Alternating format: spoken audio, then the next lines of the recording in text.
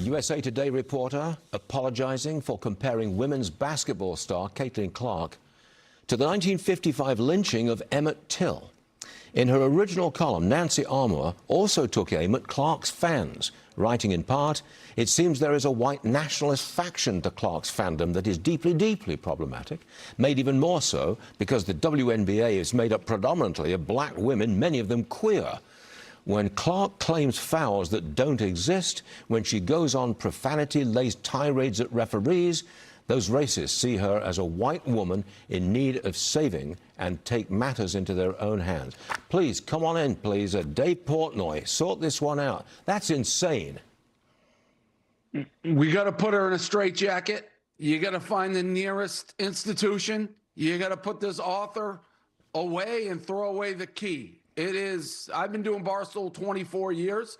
I'm 49 years old. That's the craziest thing I've ever seen in my life. The absolute craziest thing. To somehow equate the civil rights movement and Caitlin Clark arguing whether she got fouled or not and making into this mishmash, it is pure insanity. And even some of the people who generally, you know, make everything about race or what, even they are like, whoa, this may have been a step too far. So, you know, I do think she should be fired. I think the editor who allowed this to be published should be fired. But again, firing isn't really far enough. You got to put her in an insane asylum. You got to lock her up. And people who say, hey, Dave, that's too far.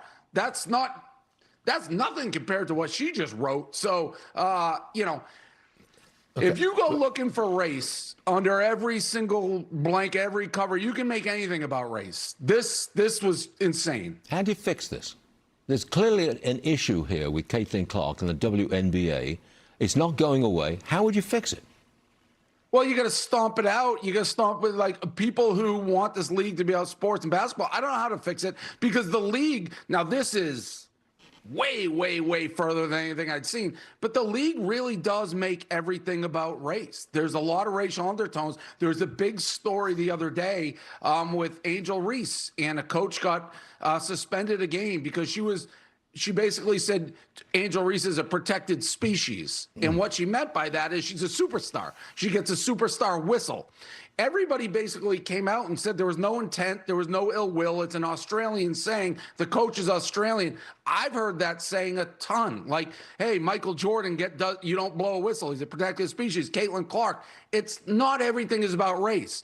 But when you continually make everything about race and try to, it exasperates it. So, you know, that is the league the WNBA is, and they really make everything into a racial dispute. Well, then there's another issue here.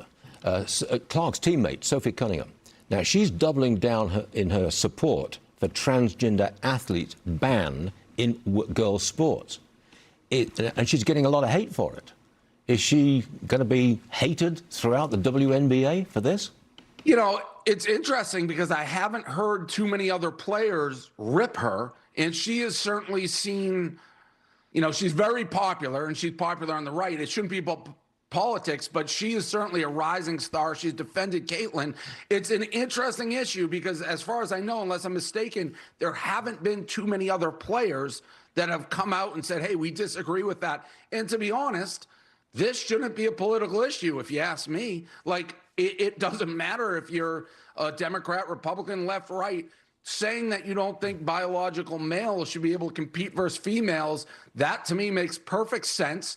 And it may be an issue that even women that you think in this league may disagree with her. I haven't heard it yet. And to her credit, she's doubled down. She hasn't backed down. She's faced the music, which I respect. But clearly, if you are born a male, you have an unfair advantage competing in female sports. So again, to me, this should not be a political issue. It's a common sense issue.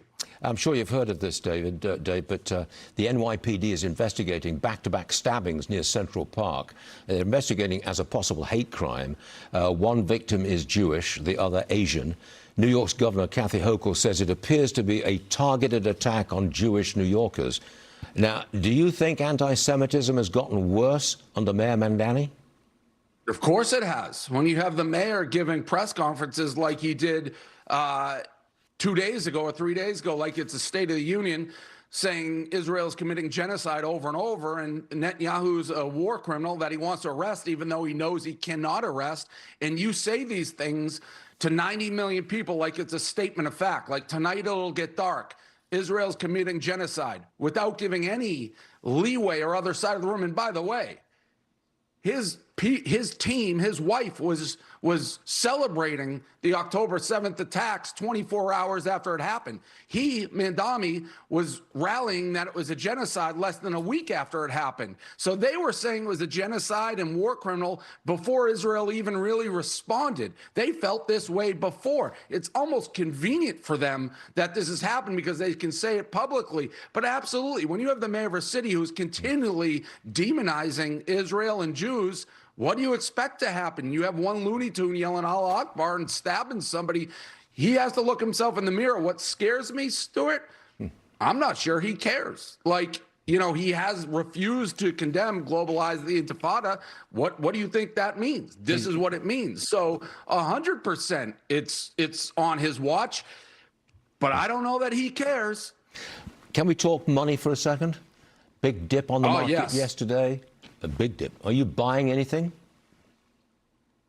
You know, I'm still stuck in this crypto world where I'm getting my butt kicked, but I like Oracle a lot. Oracle's been getting smashed, and I think Oracle will bounce back. Listen, when there's blood in the streets, that's when you make your money. That's when you got to be like this. Your hand doesn't shake. It's a harder thing to do. Chaos is a ladder.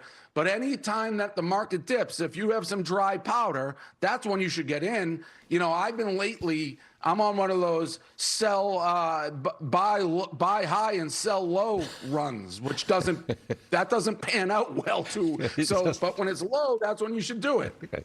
I've got one last one, if you don't mind. Is it true that you are obsessed with grey horses, greys only? Is that true? Oh, yeah. Yeah, go grays. Why? I have a stable, 20 horses, only grays. They're genetically faster. So at least that's what I believe.